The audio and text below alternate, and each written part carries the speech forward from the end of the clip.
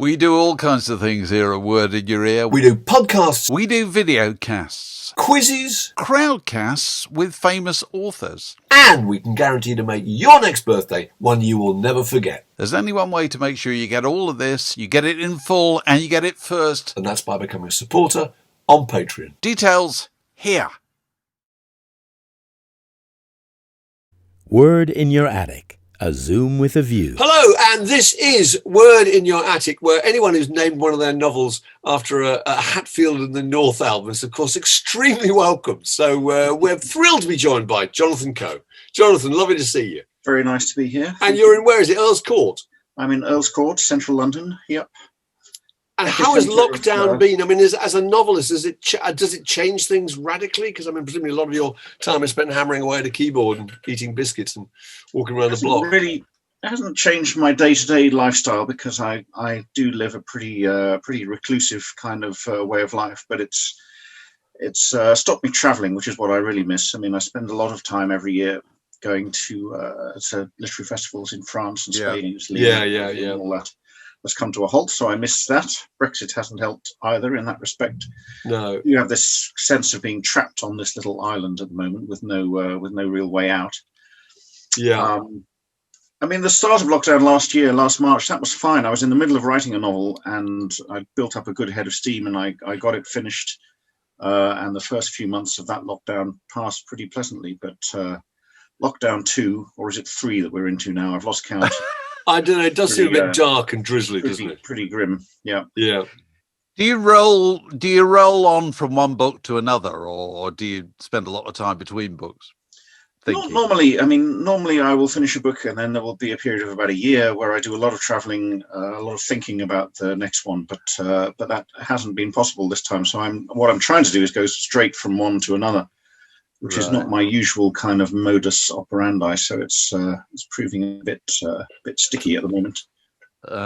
What do you listen to when you write? Do you listen to music? I used to listen to music all the time when I wrote, and I used to be very considered about it, and to even to devise playlists for the kind of chapter or section that I was going to be writing that day. What, to engineer your mood? Yeah, exactly. How interesting. Was it instrumental? More and more, I find that I write in silence these days, actually. I don't know. And that music is for listening to and attending to. I think it was I had a kind of watershed moment a couple of novels back in my novel, Middle England. I wrote a passage and while writing it, I thought it was so moving. I actually moved myself to tears while I was writing it, and was thinking, God, I'm good. You know, this is look at the effect this is going to have on reader. And then I realised that I'd been listening to the slow movement of Samuel Barber's violin concerto while I was writing it, and that was what was moving. That was what had moved you. And when I read the piece back in silence, I thought, oh yeah, it was actually comedy. Do you believe it? Was it? I think Dr. Johnson. They said, when you've written something, read it back and find the bit that most pleases you and strike it out. Is that what he said? Apparently so. I didn't know if you. Dr. Johnsonian thing to say, really, isn't it? Really? No, I've got no understanding of how that works at all. But but I it's Johnson, so. That. Yeah, because he's always the thing that you take most pride in is usually the thing that people miss. You know, the thing you have. Yeah, that's often true. I just think. I think it applies to anything. I think it applies to music very often. Yeah. It's the track that people have laboured over forever, just lies there on the record. Yes. The thing they've dashed off works perfectly. To the great frustration of musicians, I think, often. Yeah, that's certainly true. And it's often the passages that you just sort of toss off in a morning and don't really think about, that actually stay with people and that people talk to you about. And yes, and that pièce de résistance that took you a week. Yes. I'd forgotten about that. I didn't really get that. Right. Chiseling away, weeping copiously. So look, we normally start with a traditional question about: do you remember what item of music playing equipment was in your family home when you were a kid? Can you remember what records were being played on? Absolutely. but it mainly wasn't records in my family's case, or in my case. I mean, what you've made me think about by asking me to do this this thing is the equipment I used to listen on, and here we are. This is this was my player of choice. Oh gosh, amazing! An ITT SL58 cassette player. Very romantic, isn't it? It is. So that's a cassette machine, right? Yeah. Yeah. Music for me was all about cassettes for the first 5 or 6 years of my time as a consumer. I mean, my parents had a portable record player, and the first record I can remember buying, which is a very retro choice looking back, was Pickwick compilation. Was that the name of the record label, Pickwick? Oh yes, it was. Of Bill Haley and the Comets, because my grandparents had Rock Around the Clock on 78, and I've still got that copy somewhere actually. Oh wow! So I was fascinated by this record, and the little village store up the road from my parents' house had a revolving rack of LPs, mainly Pickwick LPs. Absolutely, it was a Bill Haley compilation. I think I paid 75p for it, which was quite an investment back then. I would have been 9 or 10 probably. And it had Rock Around the Clock, See You Later Alligator, Rock a Beatin' Boogie, all the hits basically. So that was my first purchase. But I think for my 10th or 11th birthday, my parents bought me a cassette player, and from then on, it was all about taping stuff off the radio and buying pre-recorded cassettes. What did you tape off the radio? Can you remember the kind of things you taped? Yeah, it was the top 20 stuff. Pick of the Pops on Sunday evening. I remember playing what in retrospect is rather a cruel trick on my brother, because we stuck the microphone in front of the radio, and we sat there in tense, reverent silence for the 2.5 minutes of the song. And then I discovered that if you connected the two devices with a lead, a 5-pin DIN lead, then of course you didn't need to do that. So the next time we sat down and did it, very ostentatiously in front of my brother, I started talking to him and saying, "This is a great record, isn't it?" You don't ruin the recording. Yeah. Because with my superior technological know-how, I realized that we could now do this. So I didn't actually buy many records for a long time because I taped them all off the radio. Now I do have one of these early cassettes here somewhere. Oh wow! Here we are. I think this was the first one I ever bought. The best of T.Rex. Yes. Oh, wow! Yeah, flyback. Yeah. Gosh, I haven't seen that for a long time. This just the color, the green, the kind of sickly green plastic of this, and the orange record label takes me back. Of course, it's not really the best of T.Rex at all, because this is a compilation from their first couple of acoustic albums. It was Essex Music used to do all that stuff, I think. Right. And David Platts of Essex Music used to repackage pre-fame. He repackaged Tyrannosaurus Rex as T.Rex, didn't he? I fell for that. That was big probably time, clever. So you were expecting kind of pop boogie, and you got. I was expecting Get It On and Hot Love and all that. Yeah. And you got a man tapping congas and finger cymbals. Yeah. Yeah, Salamander, Palagander, and. Oh well, there's nothing wrong with that. Nothing wrong with Salamander, Palagander. Probably what sent me in a proggy direction, actually. So your prog conversion was quite early on.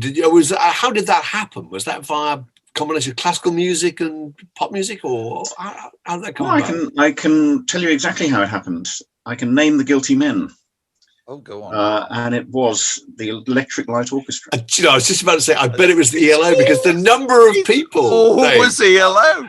I know, it's wonderful. People got into ELO partly because they sounded a little bit like the Beatles and they missed the Beatles. And then suddenly that took them off in a different direction, But it was Roll Over Beethoven specifically, because I was a big Chuck Berry fan.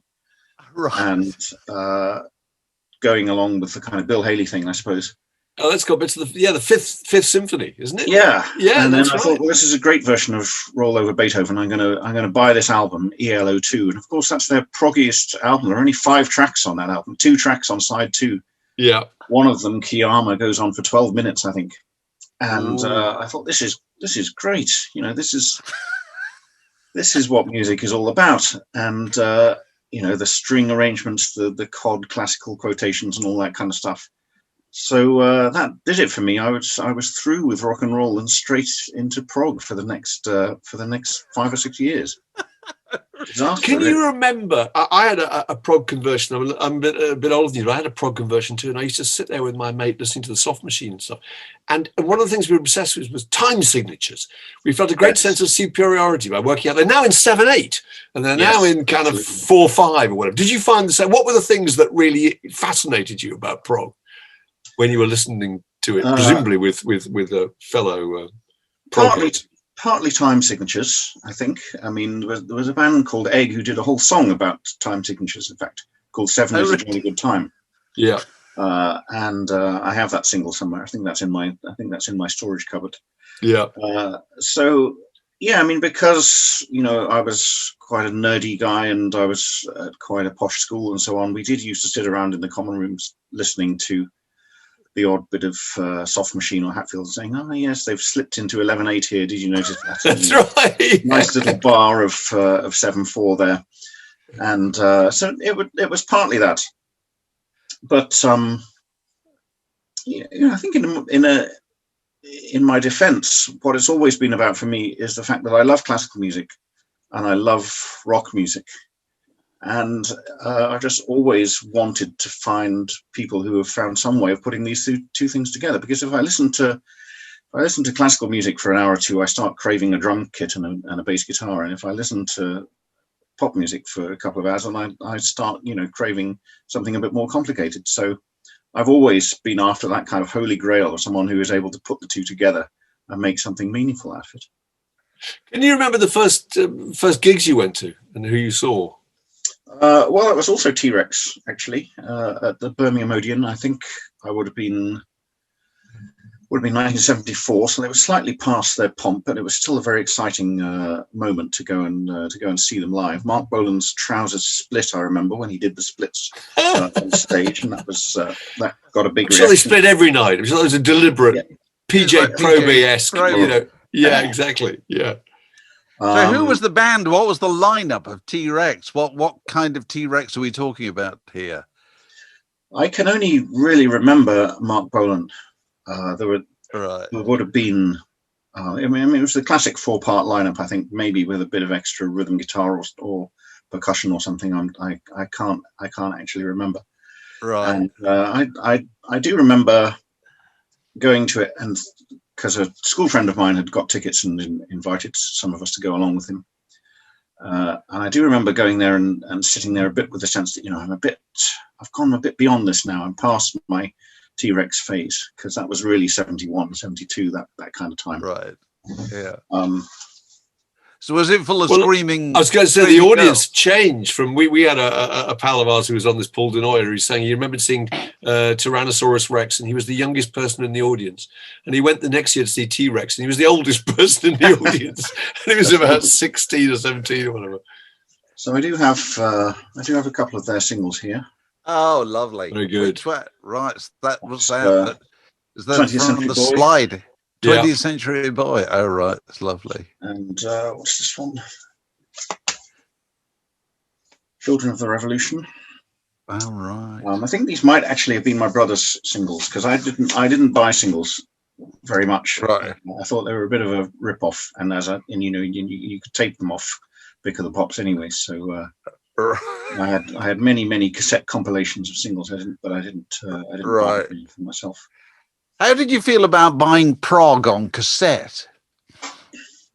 Well, the interesting thing about pre-recorded cassettes, and I was so obsessed with them that I even subscribed to a magazine which was delivered monthly called Cassettes and Cartridges. Wow. Did anybody remember the existence of that's this? a sexy title. Go on, that's very sexy title. Wow.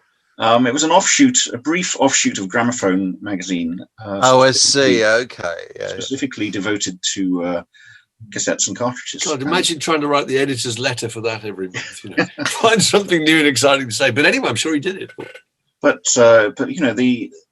the strange thing about pre-recorded cassettes is because in order to save tape, the people who put them together tried to make both sides exactly the same length.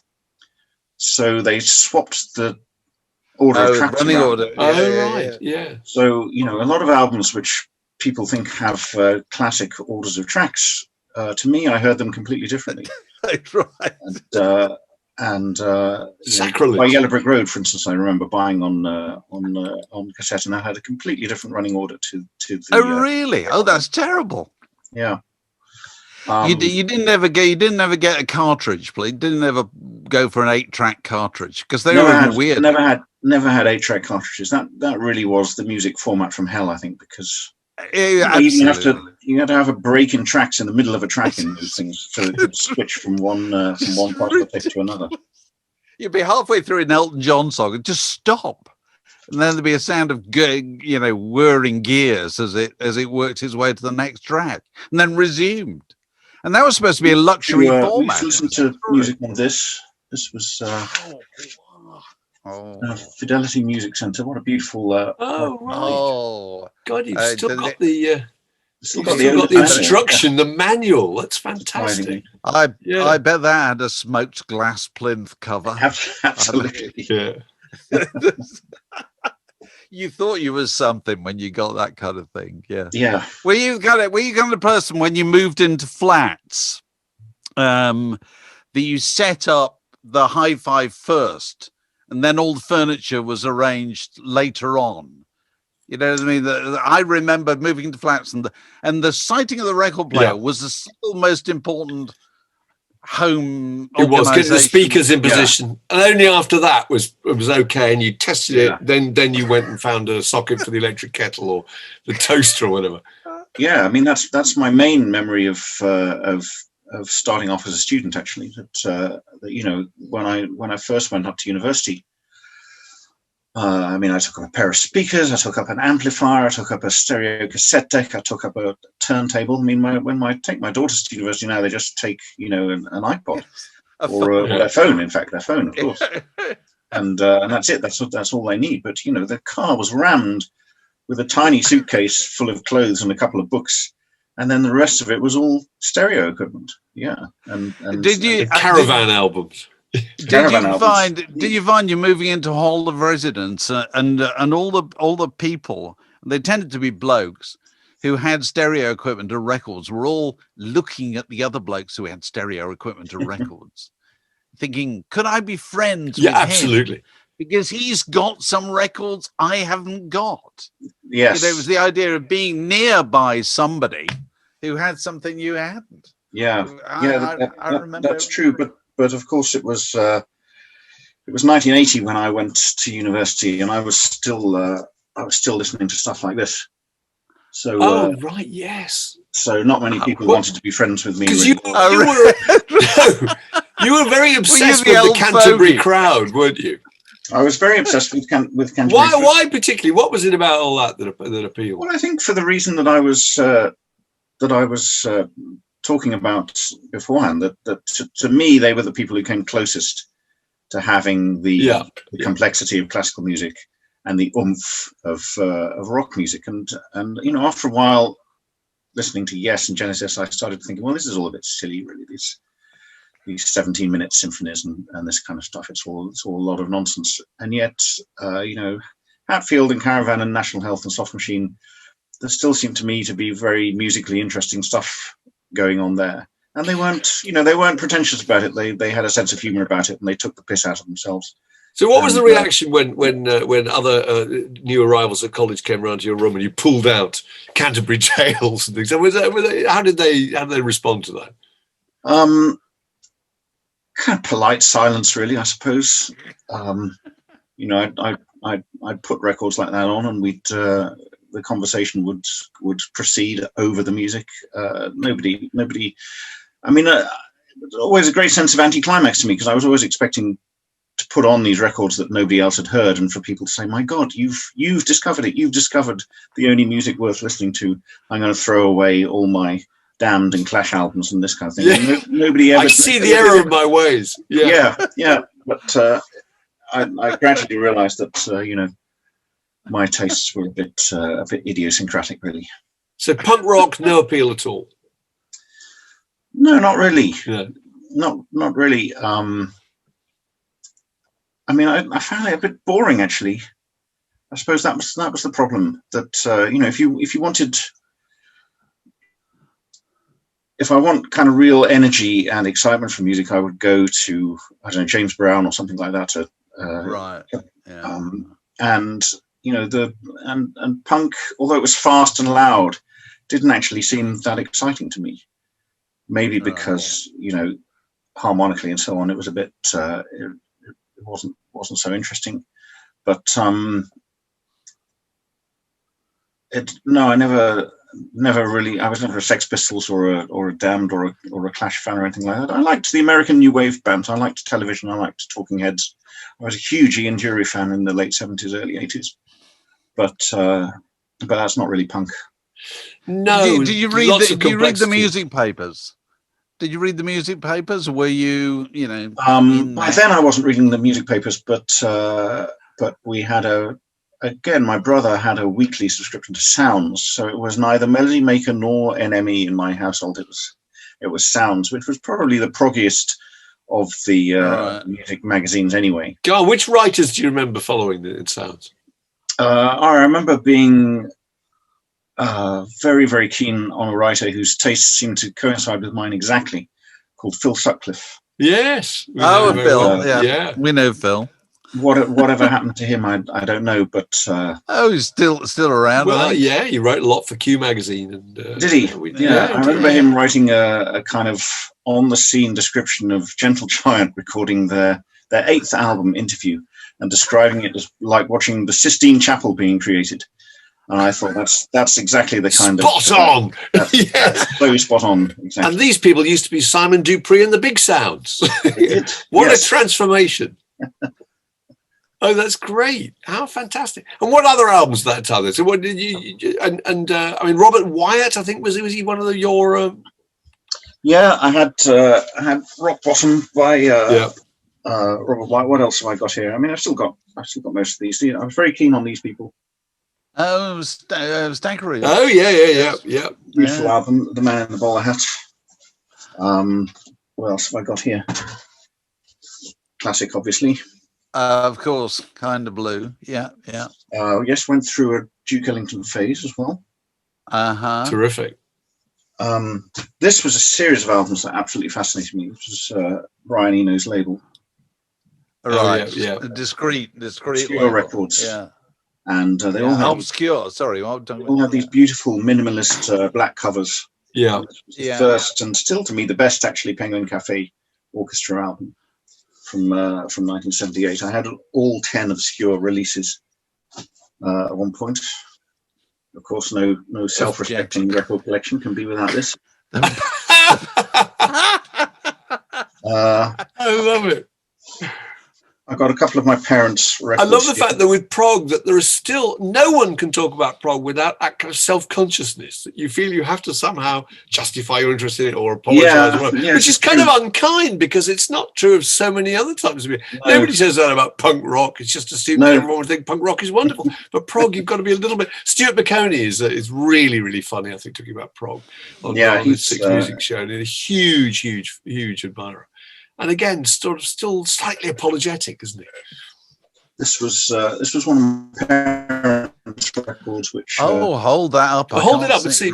Around the World in 8. Oh, is that a soundtrack? No, it can't be, can it? Who's it by? It's on Young's soundtrack from Around the World. Oh, it's a soundtrack. Amazing! Yeah.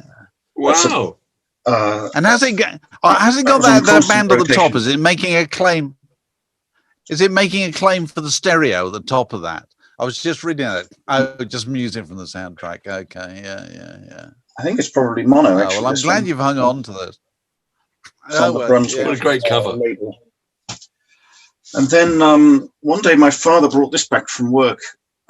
he used to go out from work in his lunch hour and buy records on the Classics for Pleasure label, and he came back with this, and that was Bolero. That completely kind of blew me away. He loved Bolero, which has never been my favorite Ravel piece, but as soon as I heard this, Pavane pour un enfant défunt, I thought, my God, this is where. So this is who Mike Oldfield and Genesis and people are actually trying to sound like. And I don't need to listen to that kind of music anymore, because this was the guy who did it originally. So I then started buying classical box sets, and really by the early 80s, I was a classical music head rather than a pop music person. And a musician too, weren't you? Because you're a keyboard player, I think. Was that the instrument you played when you were younger? First instrument I got was a guitar for my 9th birthday, an acoustic guitar. And then I bought myself an electric guitar, and here it is, the very same one. Oh, wow, fantastic. So I paid £15 for that in some music shop in Birmingham in the early 70s. Needs a bit of tuning. What was the name of your band? I've still got that. Well, I didn't actually play in a band until I was in my mid-20s, I suppose. I then had a band called the Peer Group. But I made... But that's one of those names like like the Tea Set and the Gastric Band, isn't it? Yes, kind of the Monochrome Set, in fact. Yeah. The Monochrome Set, exactly. Yeah. In fact, we were thinking of calling ourselves the Train Set at one point, but I think we decided that was too much of a Monochrome Set rip-off. But I was writing and playing a lot of music before that, because I used to make solo recordings, because I had a guitar teacher, and occasionally he would get me to play duets with him, classical pieces, and I worked out that I could record his part on my cassette recorder and then play along with it, and that would be a good way of preparing for the lessons. And as soon as I realized I could do that, I thought, well, here the possibilities are limitless. You can bounce down onto this cassette as many times as you want, if you had 2 cassette recorders, which I did. So for years, I made loads and loads of kind of Mike Oldfield style cassette albums. Going from one cassette machine to the other, and going from one cassette machine to the other, with the consequent degradation in sound. Absolutely, you could do it about 4 times before the level of hiss got so loud that it actually drowned out. It was just hiss. That's right. But no, I made a lot of. I filled up hours and hours of cassette doing that kind of thing, and overdubbing yourself. And it was, it was fun playing when I did play in a band. But making music for me has always, like writing, been a completely kind of solitary activity. I do prefer doing it by myself, and of course you can do that now with digital recording, and you can make a whole album on your laptop with which you have done, haven't you? MIDI keyboard, which I have done. Yeah, this little beauty called Unnecessary Music. Unnecessary Music. Is that the one? That's right. Yes. Yeah. What a great title. Which is on Bandcamp and Spotify and so on. Yeah. Right. Do you have people who read your books and listen to your music at the same time? Well, either at the same time or separately. No, I just wondered if people got in touch with you, say, I read your books and I've listened to your music, and they connect the two. About twice a year, I get a message. I get flooded with people on Twitter or social media saying, yeah, I heard your album. The phrase that usually comes up is that very cutting phrase that John Cleese also uses about Michael Palin's travel documentaries. Very relaxing, isn't it? They're awfully relaxing. Implying what? Sleep soon after the beginning. That's right. Oh, that's cruel. That really is. So come on, other great concert memory, other great gigs you've seen? Well, I I realised that I didn't go to many gigs in the 70s. That's what doing this has made me remember. I think I only went to 4 gigs actually in the whole of the 1970s. Oh, go on. That's astonishing. Presumably, you'll remember all 4. Because I lived kind of in the semi-rural suburbs between Birmingham and Worcester, and it was a bit of an effort to get into Birmingham to see a band. So, I mean, shamingly, really, the only 4 gigs I can remember going to see in the 70s were T.Rex, then the ELO at the Birmingham Hippodrome, then Camel. So I'd gone full prog by then. No, Camel fair enough. On their Moon Madness tour, and finally National Health, supporting Steve Hillage in 1978. But I was so snobby about which prog was good and which was bad by then, that I left before Steve Hillage played, because I was making a point that I was only there to see the support act. Because did you wait until he started and then get up and walk out? I think I did actually. I think I gave him a couple of minutes and then, sighing loudly, slamming the seat backs, honestly, it was all in 4/4, you know. That's right. Well, it must have been, because I can remember being at the Reading Festival reviewing it for the NME, and he came on in a zip-up orange jumpsuit to do part of a set with Sham 69, which is considered to be a hilarious combination at the time. Oh, I see. It was done ironically, was it? I suppose it was. I don't know whether he realised it was done ironically. I'm not sure. He looked terribly enthusiastic about the whole thing and was horrified by the hail of bottles filled with warm wee that rained down upon him. I love the idea of going to see I've done that a few times. Going to see a support act that you absolutely adore, and you really don't think that they ought to be the support act, because your only chance to see them is as a support act, and therefore they're going to be followed by somebody who is more famous, but you don't like, or you don't like as much. And you always feel you have to register the fact, and you clearly did that by turning on your heel when he got up and played. I'm sure loads of people have done that. Actually. Did you walk out of the Doobie Brothers, Dave, after Little Feat? You probably did. Well, I did actually. Yeah. Sorry, after about 10 minutes. Support band in that scenario. Well, Little the Feat. famous case was the first time first time Little Feat ever played in London was support act to the Doobie Brothers at the Rainbow on a Sunday afternoon. And so the Doobie Brothers were as bland as all get out, and Little Feat were the acme of grooviness, you know. So the Rainbow was full of people who'd come to see Little Feat and wanted everybody to know they'd gone to see Little Feat. They hadn't just happened upon them, you know, in the course of getting a Doobie Brothers ticket. And that is pretty similar to your experience. You know? Yeah. I'm sure there are loads of people who've done that one way or another. So 4 gigs in the 70s. No, well, at least you've got clear recall of what they were. That's really good.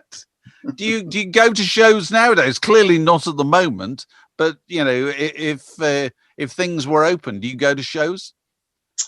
No, not really, not very much. Who were the last? I went and saw Snarky Puppy at the Albert Hall. Are you familiar with this? We're both nodding here. The puppy. Yeah, no, I've heard of them. But go on, yeah. This very proggy, slightly funky, Zappa-esque American big band, I suppose you'd call them. There's about 15 of them. So they were at the Albert Hall. What was that? About 18 months ago, I think. October, November, 2019. I think that was the last gig I went to. But no, you know, I prefer to stay at home and listen to it on my headphones these days. So other great songwriters from the who are the people that you really admire? I've got a feeling you like Ben Watt. Is that right? Yes. I really love his solo stuff, and of course the stuff with Everything But the Girl. Yeah. Paddy McAloon. I mean and Roddy Frame. Actually, I mean the 80s. Which I used to kind of write off as a kind of dark period of the dark era of British music. There were some great songwriters then, actually, and Steve McQueen by Prefast Sprouse is one of my favorite albums. Swoon, wonderful record. Yeah. Again, great melodic sense. Very, very sophisticated music, actually. Isn't it the case that we always write off the previous decade as long as it's the previous decade? And then later on, we always go, no, actually, there was loads going on in the 80s. Or That's true, because initially you could only ever see its faults, and 20 years later you could only ever see the good things about it. Yes. And Yeah. also, immediately after it's happened, you're bored with it because you've been over-provided with it, haven't you?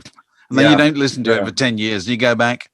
I mean, the only thing with the 80s is the argument continues to rage about, was it the golden age of recording or was it not?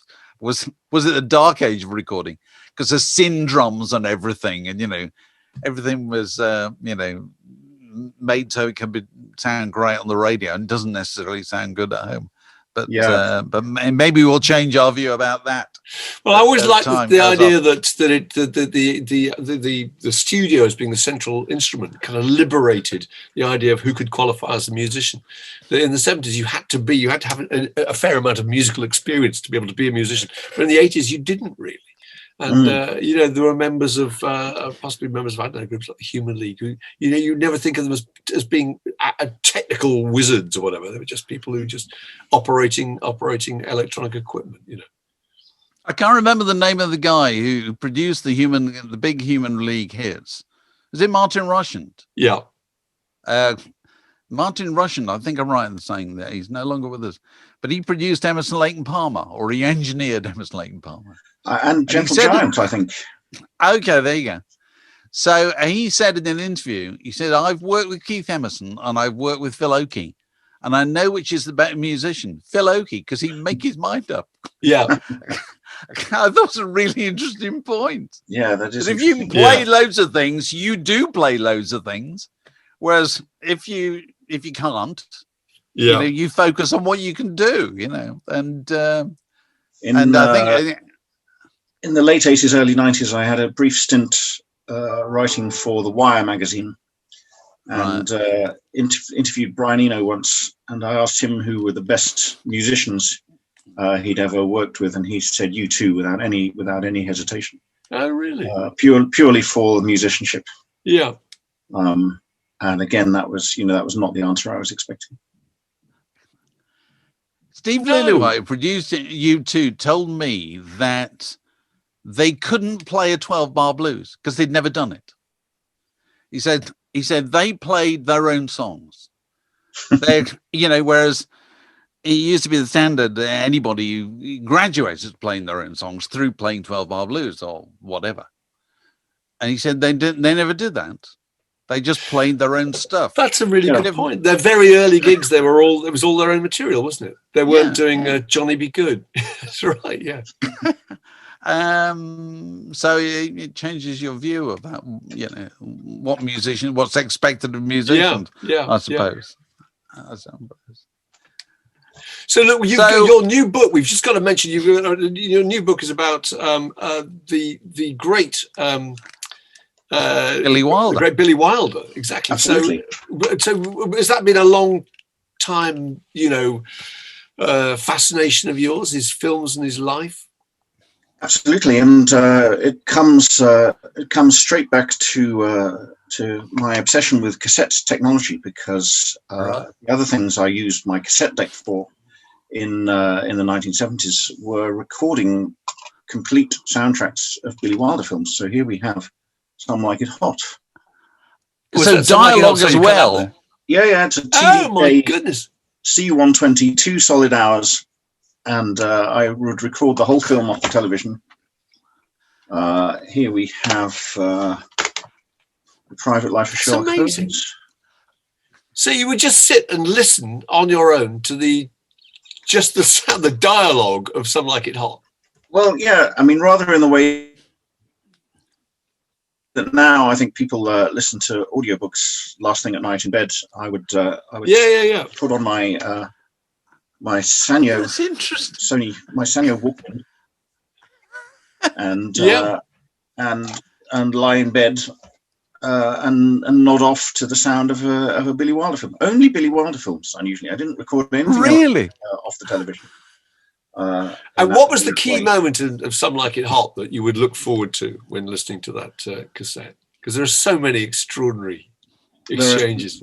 There are so many extraordinary moments. I think what it gave me was a kind of fascination with the way that the dialogue and the music blended so perfectly, because you don't notice that so much when you're looking at it, because film is such a powerful visual medium. But there are moments in that film, like when Tony Curtis is going off to his yacht on the speedboat, and he doesn't know how to work the speedboat, and they have to go in reverse. And there's orchestral music on the soundtrack. There's somebody singing or whistling in the film itself. And I became fascinated by the way that these elements would kind of blend. And I became, fascinated by how carefully the sound of these films had been put together. Yeah. So film has always been a very, has always been as much to do with sound, words, and music as it is with visuals for me. And maybe that's why I like Billy Wilder so much, because he, his dialogue is great, and also his use of music is so great as well. Trying to think about, there's the Lost Weekend, extraordinary music. Yeah, Miklos Roche. Really disturbing. Yeah, absolutely. Yeah. And The Apartment. Wonderful. I was reading Woody Allen's autobiography, and he said his favorite bit of making films nowadays, he goes away and shoots them. He says, my favorite bit is sitting in my apartment, playing my records to the pictures, because it's the music that makes the film look better. Oh, I can totally. That was a really interesting point. Yeah. That's so interesting. Yeah. So it's a novel about. Sadly, I haven't read it because I've got no excuse. I haven't read it, Jonathan. It's a novel about Billy Wilder. Yeah, it's the first time I've written a novel about a real person. And it zooms in on him towards the end of his creative life in the late 1970s. A younger generation of directors has come along and is taking Hollywood by storm. Coppola, Scorsese, Spielberg, the kids with beards, as he referred to them. Right. And his very, very, very classical form of filmmaking is going out of fashion. But what he did at that moment was try to make one final kind of highly personal film called Fedora, which he had to finance with German money and shoot in Europe. And it's a very flawed film in many ways, but also fascinating. And it's more interesting to me, anyway, in a way, to write about the creation of something which is imperfect than something that really works. And there are all sorts of reasons why Fedora doesn't work, but they're very interesting reasons, and they tell you a lot about Billy Wilder, and they tell you a lot about the film scene in the late 1970s. And the narrator of the novel is a film composer who works with Wilder as his interpreter on the film, and so it's a way of writing about film music as well, and the sound of film. Right. Which I find so interesting. And did you find the experience of writing about a real person, doing a novel about a real person? Was that very exciting in the sense that you thought, I might do that again, or have you done that once? I think I'll do it again. Because right. I remember reading an interview with Beryl Bainbridge once when somebody asked her, why have all your most recent novels been historical? And she just said, well, I realized that I'd written the story of my life over and over again, and I'm done with that now. I have to look elsewhere. And I write somebody else's life. Yeah, exactly. I have a little bit of that sense. I mean, the novel I'm working on at the moment is back to the kind of quite personal state of the nation sort of thing that I've been doing in Middle England and What a Carve Up and books like that. But I think I will go back to writing. There is one other historical figure that I really want to write a novel about. So that's germinating at the moment. All right. Is the current Billy Wilder? It's a gift because there are so many good books about him. There are so many good documentaries about him. Right. And everything that came out of his mouth was hilarious. So all I had to do really to make a funny book was just fill it with Billy Wilder quotes. I mean, I think it's one of my funniest books, but it's nothing. That's nothing to do with me quoting him all the way through. I mean, it's probably impossible to answer this, but did you make up anything about him in the course of? I mean, as you say, there's great riches there in his story. But do you make up? You must have made up incidents and so forth. I didn't really make up many incidents, but I put a lot of my dialogue into his mouth. Right. And whether I've really done that well, whether I've really caught the true flavor of him, I don't know. I don't think I'll ever know. But yeah, there were quite a few points where I put opinions into his mouth, which I imagine are the kind of thing that he would think and that he would say.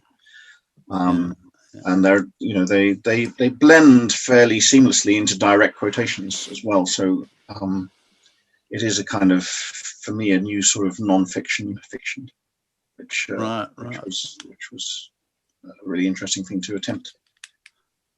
Very good, very good. So, go on, Mark. No, I was gonna ask for a suggestion for the greatest record ever made, actually, but we could come to that in a moment. No, go on. That's what I was going to do. Go on. So, because we normally ask people just to nominate, and again, there is no wrong answer. Obviously, it's entirely personal, but the greatest track, the greatest song, the greatest record, greatest album, whatever. Well, I can think of various answers to this. I mean, there are classic songs like Night and Day, or I Get a Kick Out of You. There are the great Beatles songs. I think For No One Off Revolver is my favorite Beatles song. Yeah, it's fantastic. Kind of 1 and 3/4 minutes of absolute perfection. Yeah. Or an indisputably great song like What's Going On. I'll go Canterbury and say banging the drum for the Canterbury scene. Then I would nominate "Oh Caroline" by Dave Sinclair and Robert Wyatt. Wonderful. Perfect love song. Yes, absolutely. Yep. Well, I remember interviewing Robert Wyatt once and saying, that all these political songs you write, do you think you'll ever change the world that way? And he said, no, of course you won't. It's like they're like love songs. The love song will never bring the girl back, but you'll get a good song out. That's true. And I think I think "Oh Caroline" is his greatest example of that. Well, I think this is the second word in your attic in succession that's finished with a recommendation that people go away and listen to Caravan. Wasn't Paul Conroy doing this? Exactly the same. Really? Yeah, it's becoming a thing. We only now invite people who we think might recommend Caravans. It's a theme. Very nice to hear them mentioned again, and really lovely to talk to you too. Fantastic. Nice talking to you. Thanks so much for doing it. Okay. Word in Your Attic, a Zoom with a View.